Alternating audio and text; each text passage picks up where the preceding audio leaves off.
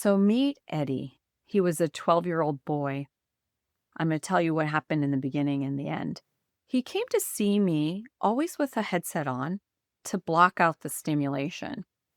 And he would sit down in the chair across from me with his mother to his left, and he would bounce and look down. And I'd say, Eddie, how you doing today? Okay. Anything new? No. And then in under 60 or 120 seconds flat, he was out of the room. He couldn't even sit in the room to chat with me. It was too much stimulation. And then one day, fast forward about a year and a half later, I was actually seeing his sister via Zoom. And his sister was being treated. It wasn't even his appointment. He walked across the Zoom stage, sat down. Mind you, this is a child who had no dialogue with me that was not initiated by anyone but me. And it was one word. He sat down and he looked at the screen. He said, "Hey, Dr. Milanovic, how you doing?" I burst into tears and I said to his mother, "You didn't say he was this much better." And in her mind, he was improved, but she failed to relay that. So that's the impact nutrigenetics can have. It can make all the difference between this child who has limited functions to fully function, carrying on a conversation, interacting, all the things you want your children to do. So we're going to go back to Eddie and what we did to get him from bouncing in a chair, non-interactive, to sitting down and saying, "Hey, Dr. Milanovic." What you should know is I go by Dr. Rika clinically now. We lived abroad and everyone was called by their first name when I practiced abroad. And until then, I had gone by my last name. And so again, he was seen in 2014. He had the autism, ADHD, anxiety, depression, OCD. So almost every mental health symptom you can get. He had this Holt-Oram syndrome, typically leads to congenital heart deformities and hand. He only had the hand deformity in one of his hands. No social interaction. And as I said, limited eye contact. Would have one or two words back to you, and he would self-regulate by excusing himself from any environment that was too stimulating. So for him, gave him phosphatidylserine and choline, DHA, GABA, lithium. So remember, I'm using the ASCO approach. And in his case, he required hydroxy and adenosyl cobalamin. We gave him that first. You always do the methyl acid. Evidently, he tolerated all three. And then only then did I add the methylfolate. So this was done over a few visits. And what was really nice in working with this mom is that she understood the ways to titrate. So she would move things up gradually so she can observe and see what impacted her child negatively or positively. And in 2015 of May, so we saw him, it took a long time. His mom said, "Hey, he's gotten the best report he's ever gotten." And she ranked his symptoms as 60% better. So when I was heading into, so it was May, in the fall of 2015, I said, "I'd like to get this child even better. What am I missing?" So I attended my first conference with Dr. Ben Lynch, and I had the privilege of listening to his part 1 and part 2 methylation series he sold online, not once, but twice over. And I plotted out Eddie's genetic mutations. And I had flown back into Boston and was with my colleagues from my first practice that I so love. And we were having dinner and they were all game. We laid out the methylation pathway that Ben Lynch has, and we circled all his mutations and we brainstormed. And one astute clinician said, "What's its diet like?" I thought to myself, diet? And now I'm cringing because it's my first step, right? I assumed that because this child had worked with multiple functional medicine practitioners, including a gentleman that was in our practice but had left our practice, I assumed that this had already been done. And lo and behold, he was not eating gluten-free. He was not eating healthy. So there was a lot of room. So I reviewed all of his various SNPs and I said, these are his main ones. What do I not have added? And sure enough, I wasn't supporting transsulfation. He had an upregulation in the gene CBS. And I'm going to backtrack just a little bit. So most of the genetic mutations cause a downregulation in the gene. Remember, we have two copies of the gene for most of the gene, except for some of the glutathione ones, one from mom, one from dad. No mutations we call wild type. Two mutations we called homozygous, and that enzyme may function. up to 70% slower. One mutation is heterozygous, and that enzyme may function up to 30 or 40% slower. And so he had an upregulation, meaning he's going to create a lot of sulfites. So we gave him molybdenum, enhanced all the cofactors that corresponded to all his mutations, advised mom on diet at this point. And you can see I've highlighted zinc, magnesium was needed. He's not making energy as well. He needs SAM, he needs a little methyl tetrahydrofolate, B12. And so he had these common nutrients that were occurring across all of his mutations where it was beneficial to him to support him a little bit more than the next person.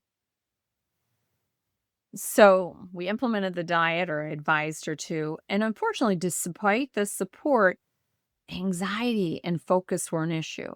And so, as long as someone's working towards removing the triggers, like, why would we deny them the support? So, gave him a little L-theanine that's going to make him more calm. Gave him some tyrosine until we could improve his diet further. Remember, it comes from protein. And here was the outcome. He had near complete resolution of his autistic symptoms. But remember, what I didn't share was a lot of the visits were conducted with me and mom. He was in school all the time. So this is what mom is reporting. So I don't see how good he is. She's just saying anxiety and focus were better. And I was able to compound all his supplements. And for 18 months, the insurance covered it. It was such a miracle for that time period.